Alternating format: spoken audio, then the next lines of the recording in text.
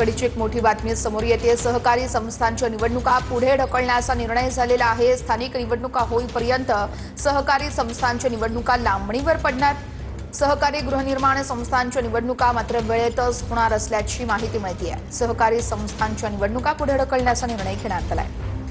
नमस्कार, दुपारच्या बातमीपत्रात मी वर्षा नलवडे आपल्या सर्वांचं स्वागत करते। सुरुवातीची बातमी पुण्यातून आहे। पुण्यातील मुंढवा जमीन गैरव्यवहार प्रकरणी दिग्विजय पाटील यांची 8 डिसेंबरला पुन्हा एकदा चौकशी होणार आहे। पुणे पोलिसांनी 8 डिसेंबरला पुन्हा चौकशीसाठी बोलावलेलं आहे। पुणे पोलिसांच्या आर्थिक गुन्हे शाखेचे तसे आदेश आहेत। या संदर्भात योगेश बोरसे आमचे प्रतिनिधी सविस्तर अपडेट्स देत आहेत। योगेश, नेमके काय अपडेट मिळत आहेत मुंढवा जमीन गैरव्यवहार प्रकरणासंदर्भात?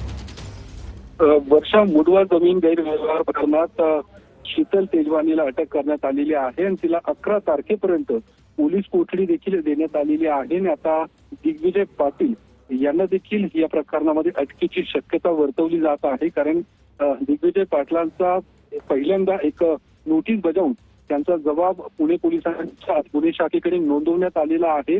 पुन्हा एकदा नोटीस देण्यात आलेली आहे आणि आता 8 डिसेंबरला दिग्विजय पाटील यांना पुणे पोलिसांनी बोलवलेलं आहे। 8 डिसेंबरला पुन्हा एकदा दिग्विजय पाटील यांची पक्षी जाणार आहे, त्यांचा देखील जबाब नोंदवला जाणार आहे आणि त्यानंतर दिग्विजय पाटील यांना पुणे पोलीस अटक करणार का, हा देखील प्रश्न आता या निमित्ताने उपस्थित होत आहे। कारण अमिडिया कंपनीचे संचालक म्हणून दिग्विजय पाटील यांनी शीतल तेजवानी यांच्यासोबत हा अग्नीचा व्यवहार केलेला आहे आणि ज्या पद्धतीने संपूर्ण जे काही खरेदी खत आहे, सर्व कागदपत्र आहेत, त्याच्यावर दिग्विजय पाटील यांच्याच सह्या आहेत। त्यामुळे दिग्विजय पाटील यांचा देखील या व्यवहाराशी संबंध असल्यामुळे दिग्विजय पाटलांची आता चौकशी केली जाणार आणि या चौकशीनंतर पुणे पोलीस अटकेचा निर्णय देखील घेऊ शकतो। कारण शीतल तेजवानीला देखील अशाच पद्धतीने पुणे पोलिसांनी चौकशीसाठी बोलवलं होतं आणि त्यानंतर शीतल तेजवानीच्या अटकेचा संदर्भात आता पुढे काय घडतंय बघावं लागेल। तुर्तास धन्यवाद।